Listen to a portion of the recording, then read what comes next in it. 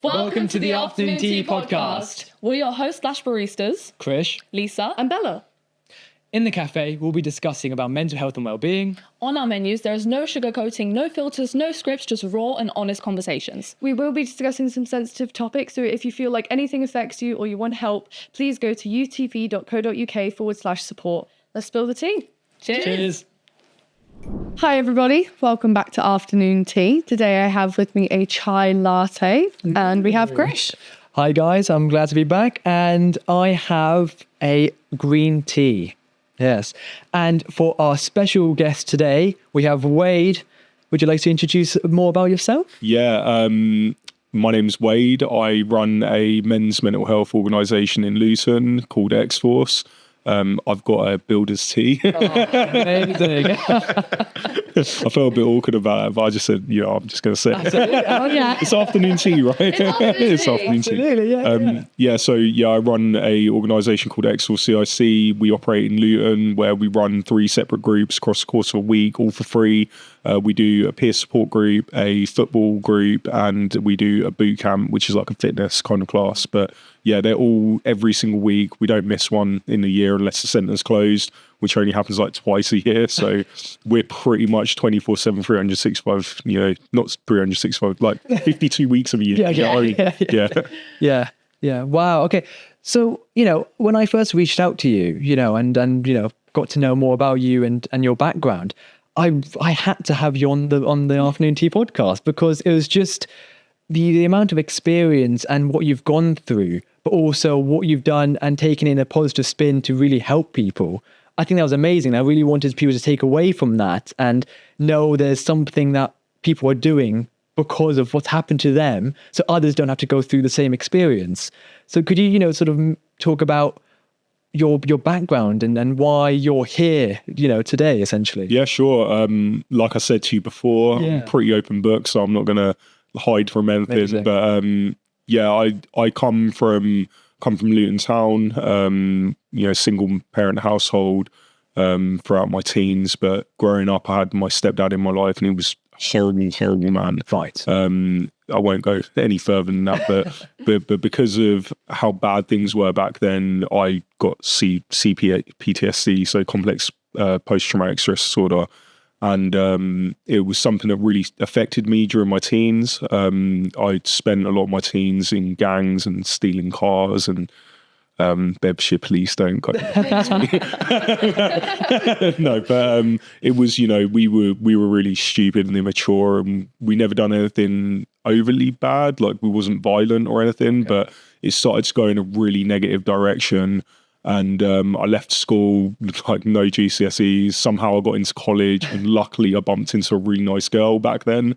And she got me away from that life. And, I watched a lot of my friends that are now either dead or in prison, who I used to hang around with back then. So I'm very fortunate. But obviously, when I was roughly about 19, I started to experience PTSD, and it started to really affect my daily life. So I couldn't focus in college or at work or anything like that. And it got so bad that eventually I had to go to the doctors and seek help, and they misdiagnosed me multiple times and put me on different meds. And it's really funny because, well, it's not funny, it's actually really horrific, but they give you antidepressants, and one of the warning signs on them is, that it may cause suicidal thoughts. Right. It's like, dude, Counterintuitive. yeah, like, dude, I'm coming here because I'm feeling suicidal. Like, I don't want to be made more suicidal. Sure.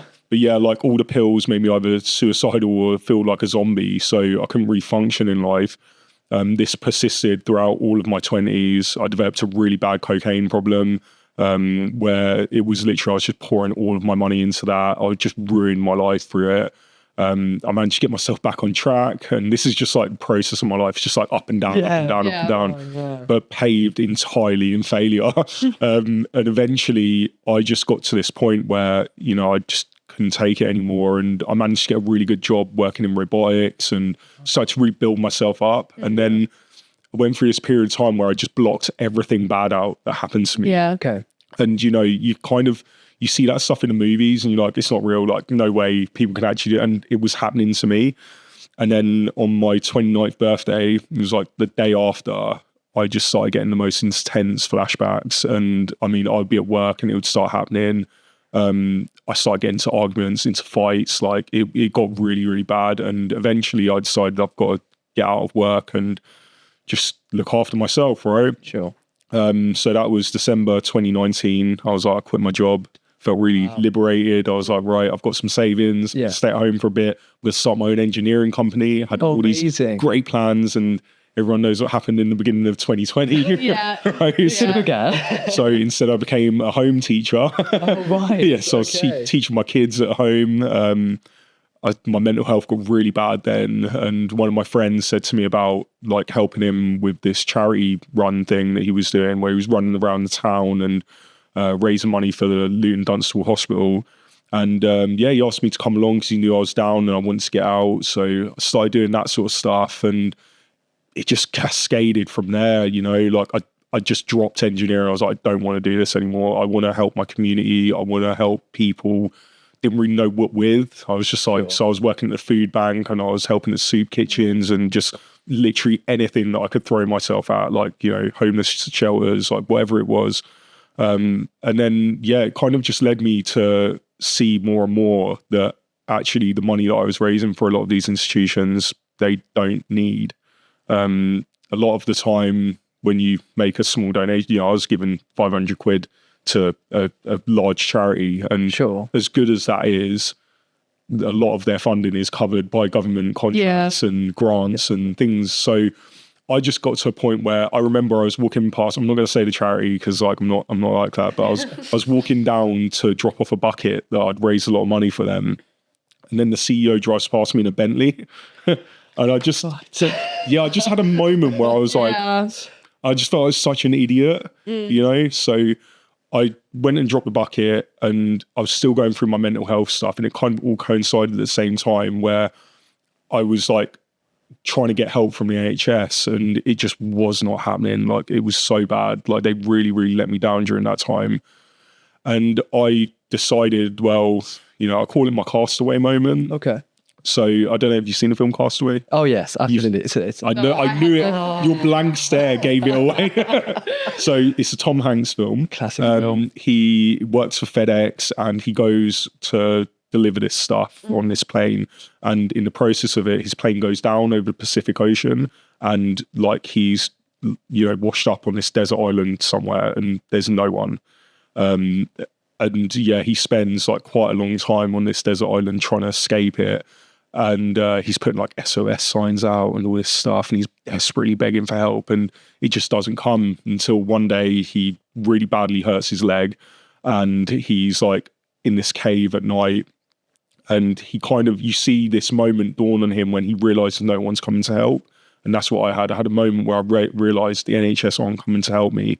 And in the film, the next day, this is my Castaway moment, he kind of wakes up and he just forgets about being saved from the island. And he's like, right, he doesn't say it explicitly, but you can see it, where it's like a moment of, I'd rather die on my feet than on my knees, you know? And he starts to actually get good with survival skills, and he forgets about the outside world, and he makes friends with a volleyball. Genuinely, you have to watch this. Watch it. But I won't ruin the rest and what happens. But that moment was a transformation moment for him, and his survival depended on him giving up being saved. So I got to this point where I was like, okay, no one's coming to help me. What do I do? All right, I want to talk to people. So I set up an online group, and we met like once a week. It was me and one guy for like 6 months. But it was really helpful. Yeah. It was really, really helpful. And then all of a sudden it grew to like 10 of us, and then 20 of us, and just kept growing and growing. And then one day somebody came up to me and said, we need to make this face to face. I'd already incorporated as CIC at this point. But amazing. You know, the whole thing was designed around, I wanted to help myself to start off with. But, of course. But then it was helping so many other people that it was like, okay, it's not about me anymore. Everything that happens from this point forward has to be guided by the group. So we created the face-to-face. The fitness group came from the face-to-face group. They wanted that. They wanted football. They wanted art. So we bring people in to do workshops. They wanted to learn guitar. So we bring people in to learn guitar. people want to learn comedy, so we put them on stage.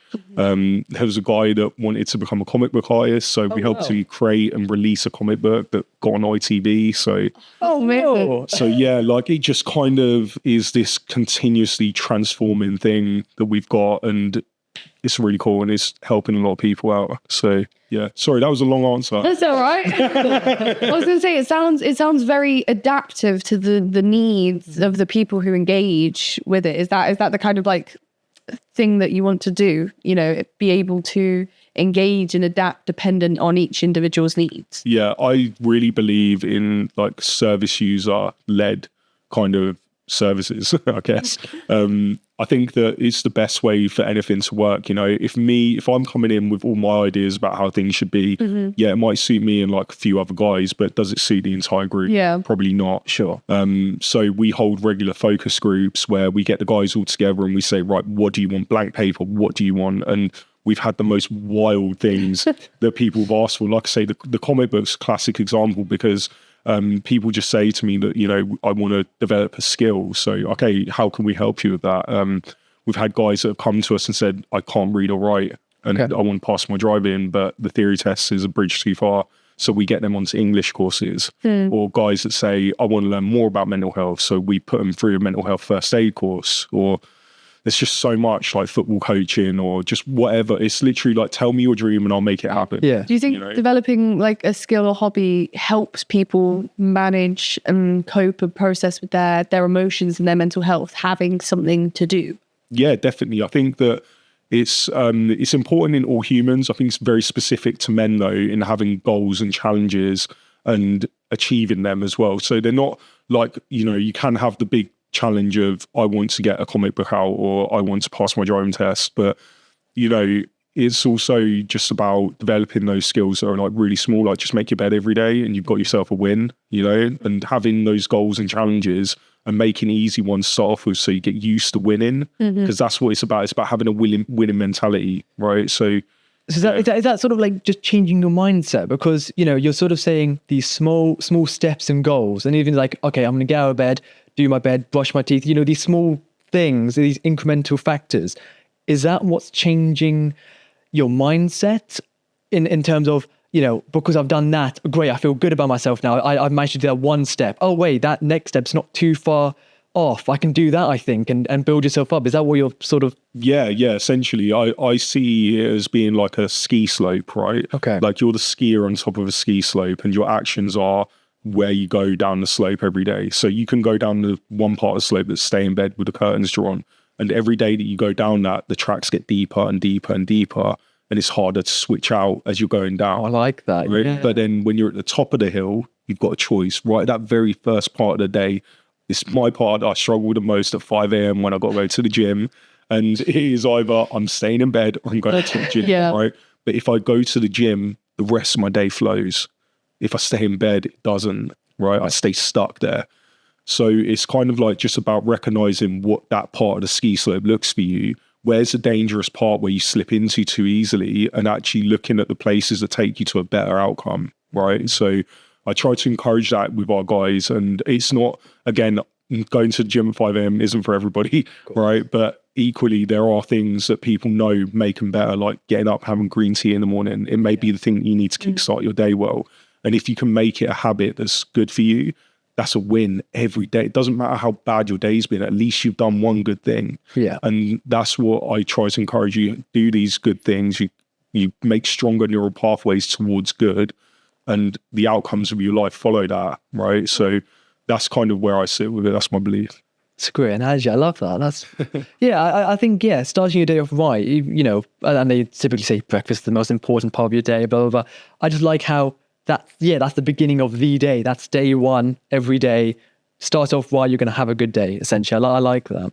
But obviously, you know, men's mental health is quite a big issue, and as we've seen, you know, the suicidal rates for men, you know, is significantly higher. And they're not dropping that quickly. And actually, you know, obviously we have Movember and all these different things like that. But what else do you think we can do to tackle that? Because, you know, I've experienced it, and I know, you know, a lot of young men, you know, feel sometimes it's very one-sided sometimes, society. And sometimes, you know, you feel, it's it's infamy, or actually it's a bit biased in a certain way. And do you what's your take on that essentially? I think that it's really good how we're all talking about it, right? Like 10 years ago, try having these conversations, just not happening. I still struggle with it now when I hold stalls and stuff. 90% of the people I talk to at stalls are women, right? And the overriding majority of those women are positive, and I need help for my brother, for my son, for my grandparent, so on and so forth. But there is always that percentage where like men don't need mental health support. Like, why are you doing this? Why are you not doing it for women? Why are you not doing it for children? Why are you not doing it for... say us for the positive aspects. We don't associate with them, all right? No. I've been told you're a good one. No, but I think that when you look at society as a whole now, it is moving in the right direction. My fear is that it's because it's popular. So when you look into, I don't know how deep you want to get into this, but when you look into Movember, for instance, and you see how much money they've got coming in, Of course. how much has the problem changed?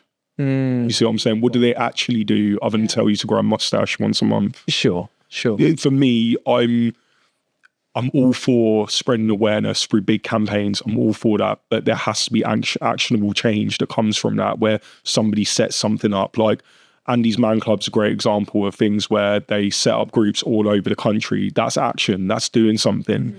Doing a campaign, like, I've heard about ones where it's just like, it's not so much like a man up thing anymore. We're getting rid of that term, but it's like telling people that, I saw one on the website where it's like, they've got these two ants pushing a rock up the hill. And it's like, we can do this together. I'm like, okay, but what does that actually do? Yeah. Like, yeah, that's inspiring, but I'm not an ant. I think sometimes the ethereal kind of thing that they try to do with these ideologies is it's got good intentions, but also they're just doing it as like either a tick box or because it's popular and because you can make a bit of money out of it. So is it essentially just jumping on that bandwagon and that trend and sort of hoping is it success that they want? Is it money? What do you think, by jumping onto this new trend, and obviously some great things are coming out of it, but that negative thing, what do you think that is? I just think it's like part of human beings that's always existed, right? Where there's this part of us that wants all of those things. You want money, you want success, you want fame, and some people are willing to do whatever it takes to get it, whether that's exploiting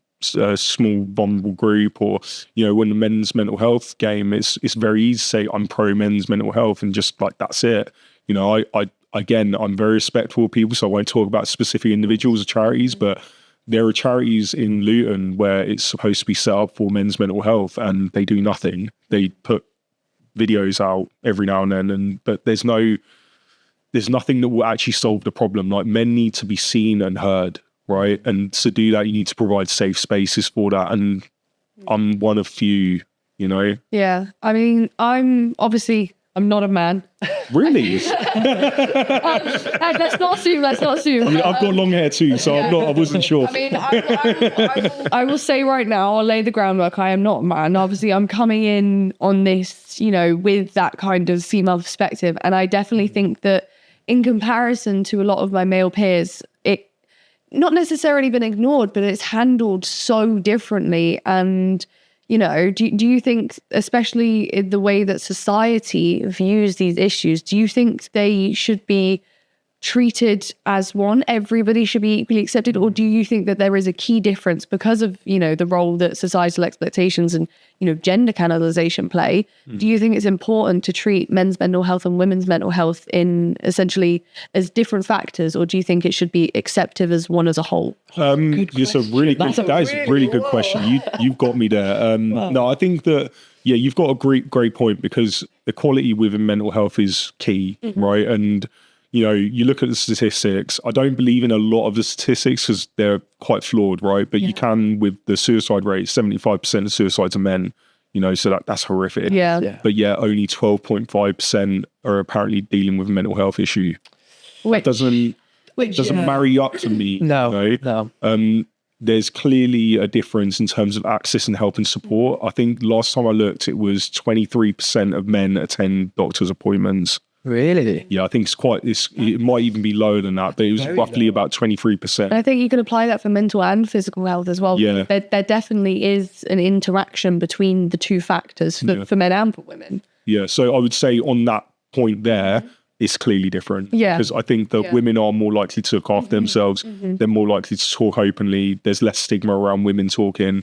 But to kind of address that point of the stigma, you know, on my website, we've got in giant bold letters scrolling across the top, men do talk, right? Right. Because everybody says men don't talk. I'm sure that every one of us has held that opinion at one time or another, but yet at the same time, you'll know that you've had conversations deeply with men, right? Yeah. Boys, like, you know, uncles, or, you know, people who are family members. You don't, it's not like men don't talk, but we keep saying it. It's become this self-fulfilling prophecy, right? Where because we say it, it becomes true, but not to society. Because let's say, for instance, let's play a game, right? I start uncontrollably crying in front of you two. Yeah. And you don't know why, right? I'm just uncontrollably crying. Would you judge me poorly or would you try to support me? Support. Yeah, Exactly. And every person I ask that question to, that's what they say. So society isn't the issue. In a way, we're kind of doing it to ourselves. Yeah. It's not that men don't talk. It's that men think that men don't talk, therefore they don't talk. Yeah, so it's not You know so what I'm much saying? of the men don't talk and we don't listen. It's more so much of the men don't want to talk. We impose it upon ourselves because in my eyes, to openly cry in front of you would bring shame upon me. Yeah. But why does it bring shame? It's because of this self-fulfilling prophecy that we keep saying again and again, men don't talk, men don't talk. Do you think that has to do with, you know, gender canalization?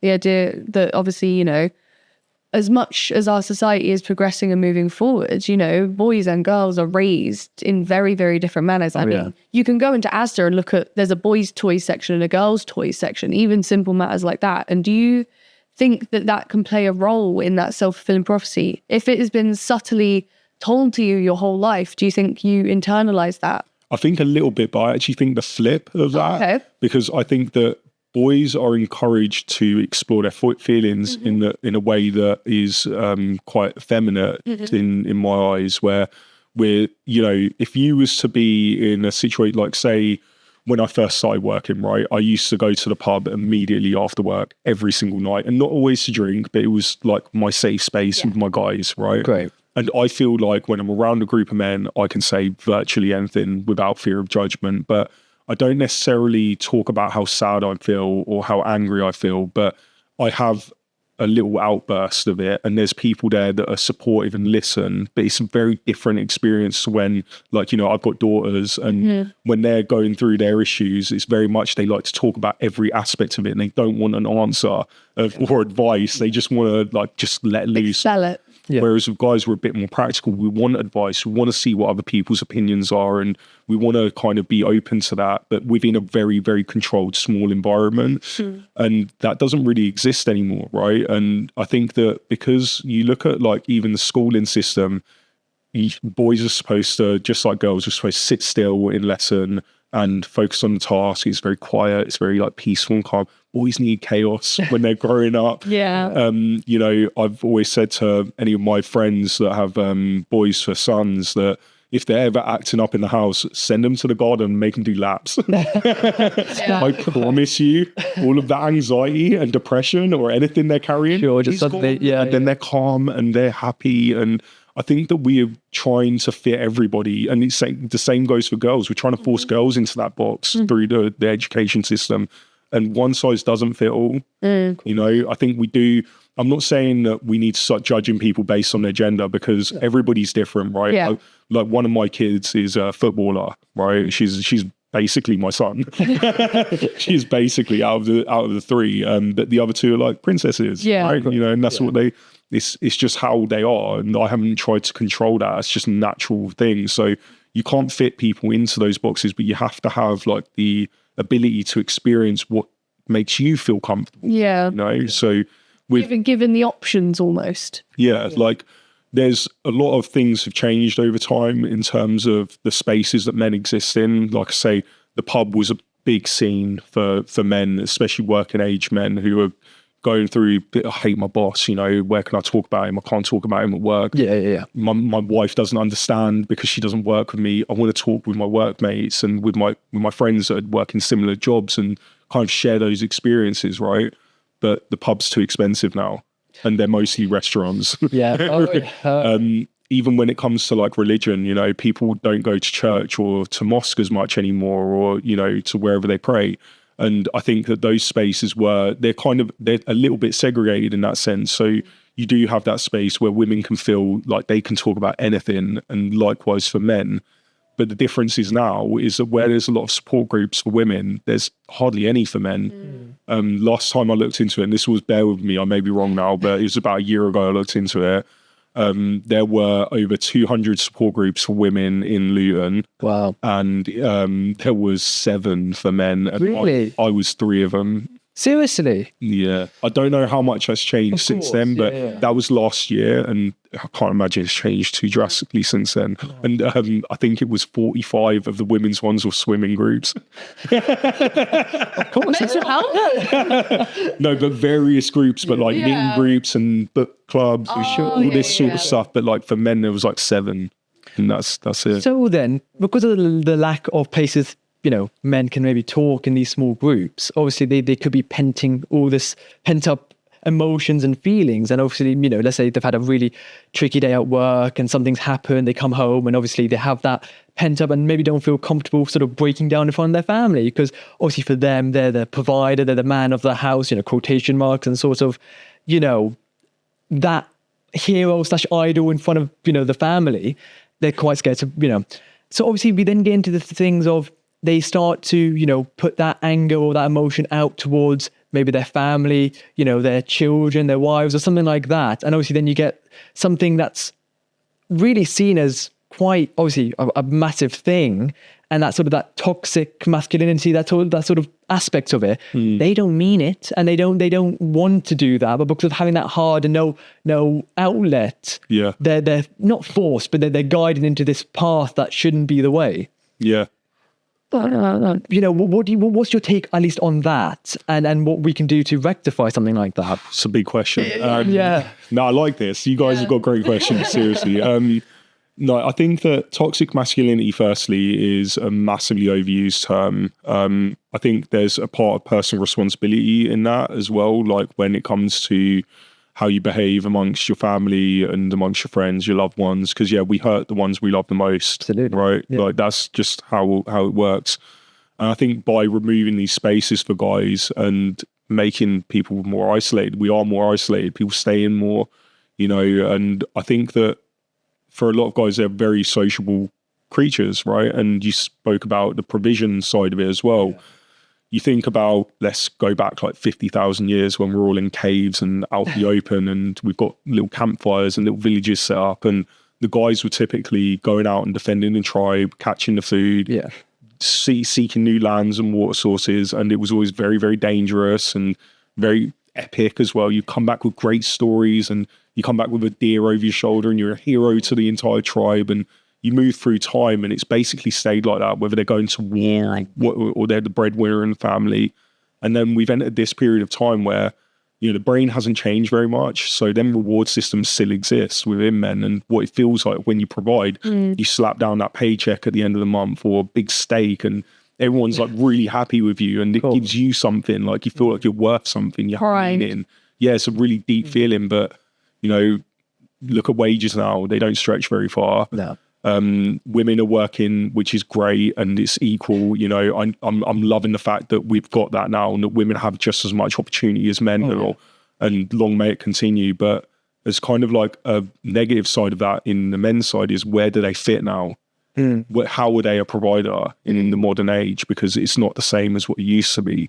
So in terms of what you originally asked, like how does that then impact the family? It impacts the family greatly, because you've got somebody who is disengaged, who isn't doing what their role in society is to them. And they probably feel really low about it, you know? So every experience, every interaction is made worse. And it must be really hard in that situation to kind of like connect more emotionally to people, and to not be so within yourself and judging yourself. And then, you lash out. And I've got lots of people who I know that have had those experiences, and it's not nice. It's very destructive for a family when domestic abuse is ongoing, especially when children are involved. You know, the amount of damage that domestic violence has on a child's upbringing and their development is horrific. You know, just studying from a psychology perspective, and the chances of them developing mental health issues later in life are massive. Which then needs to perpetuate them, you know?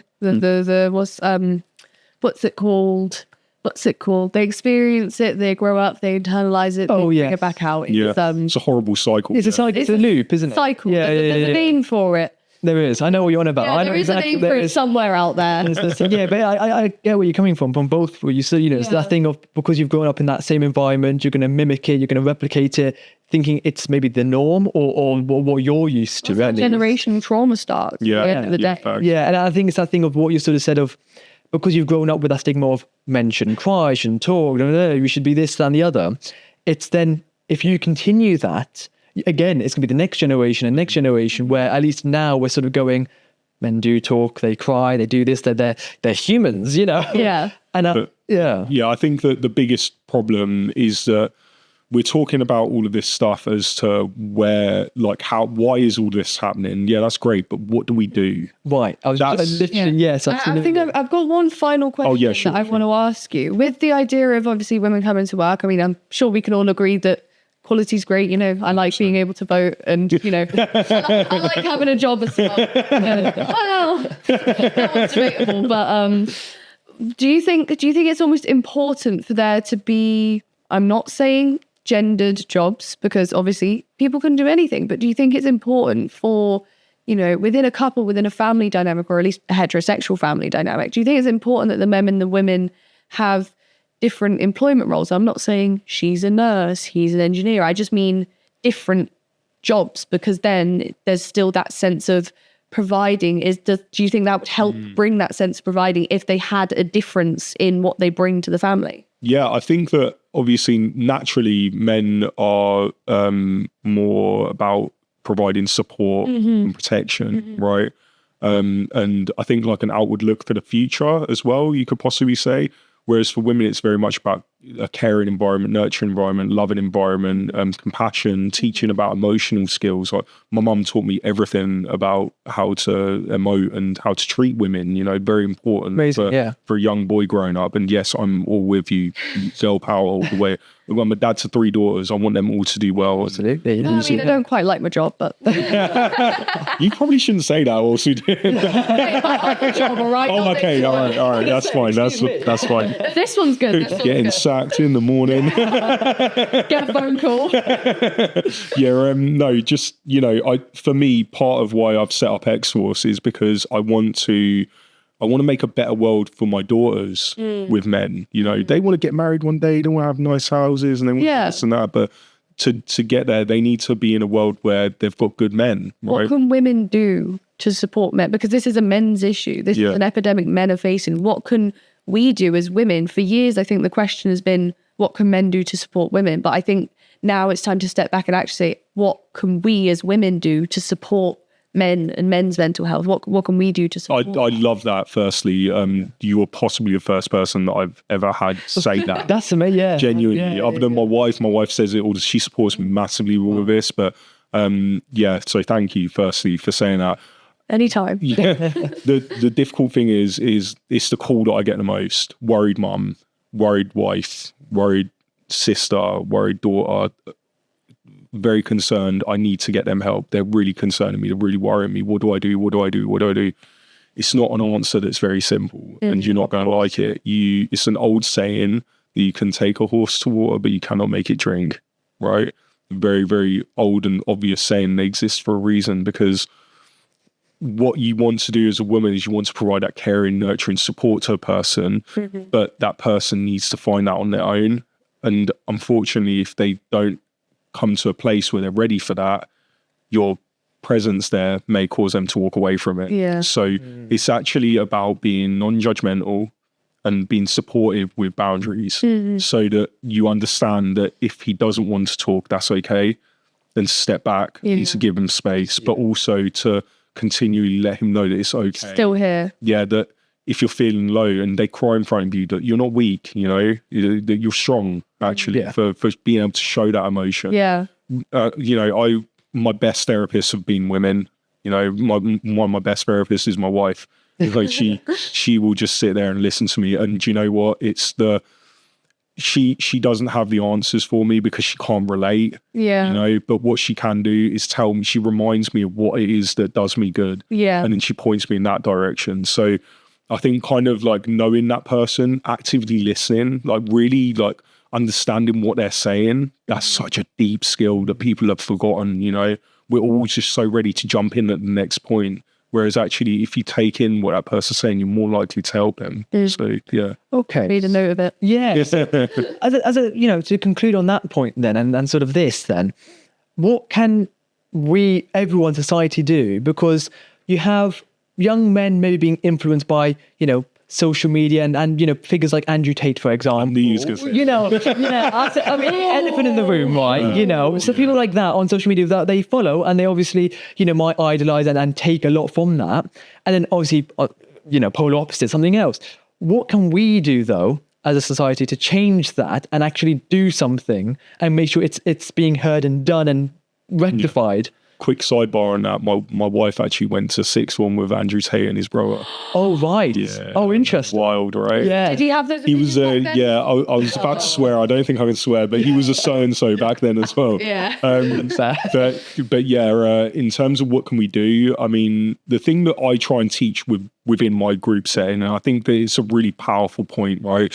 Because the problem is provision. So I have this thing called 3 Acorns, right? Okay. And it's all about, so it's called the Sic Parvis Magna program, right? Which is Latin for greatness from small beginnings. Oh, I love that. Where the acorn then comes into it. So it's all about planting things within yourself to enable great oak to grow, right? So the first thing you plant is to provide for yourself. And that's the goal setting. That's the challenges. That's the things that set your heart on fire, you know, where you're going for a dream, something big or something small, but it's about continually pushing forward, and it's about discipline, right?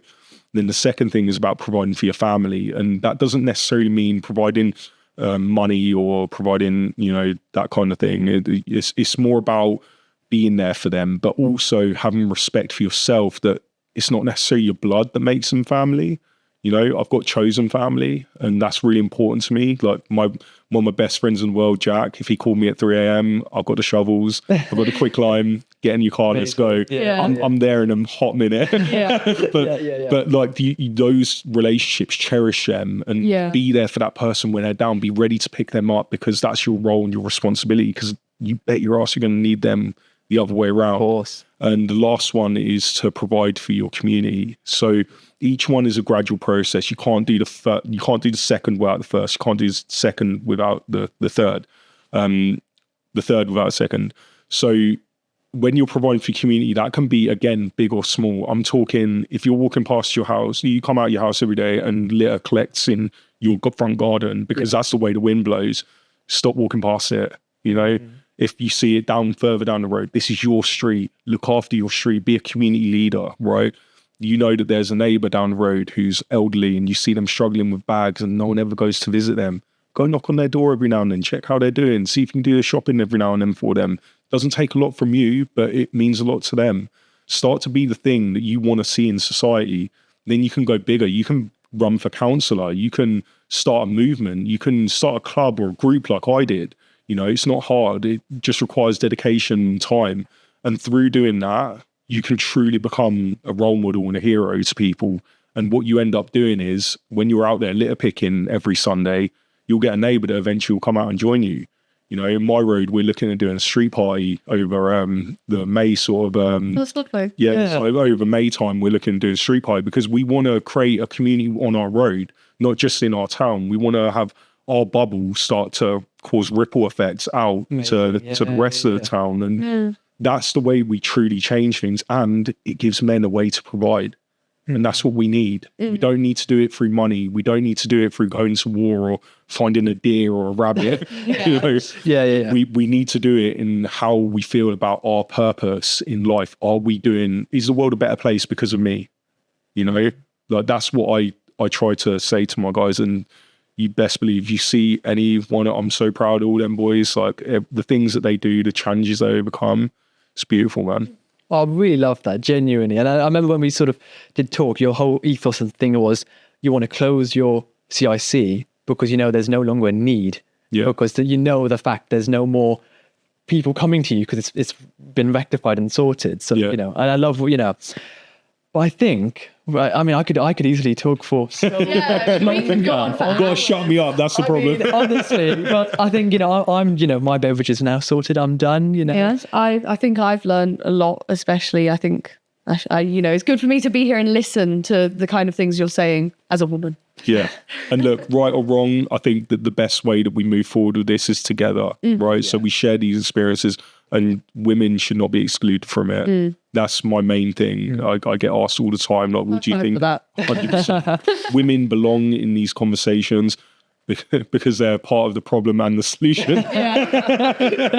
Well, I will cheers you to that. There we go. There we Cheers go. you to that. Cheers you, Thank yeah. you very Thank you much. very much. Thank Love you very that. much. Love Thank that. you very much. Brilliant. No, well, thank you so much for coming onto our podcast. Really It's been fun. Yeah. Like I said, like we've learned a lot, and hopefully, you've got to have some hard questions from us. It has been difficult. No, you tested me, man. You really tested me. I really Well, it's been appreciate great it. to have you here. Yeah. Thank you. Thank you for spilling the tea, and We'll see you next see you time. next time. Thanks, guys.